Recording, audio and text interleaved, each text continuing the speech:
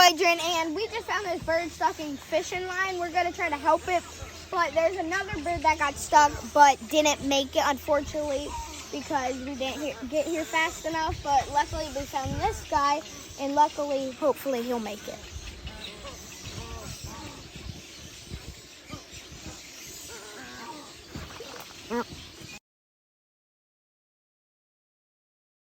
This guy's very lucky because we just saved him out the fishing line.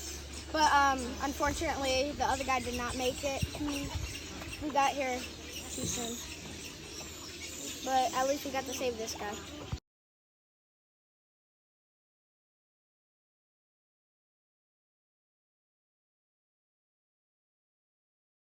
Bye-bye. See you later. He looks a lot better now. This one was not so lucky. Yeah, sadly. Man, he must have been out here for a while.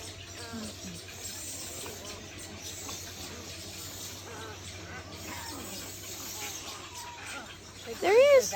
Bye. Okay, now that we saved that bird, we just took all the fishing line out. Look at this stuff. There's no way it could have got out. That's unbelievable. Hey, fisher people, just so you know, don't leave your line out here. Make sure you clean up after yourself.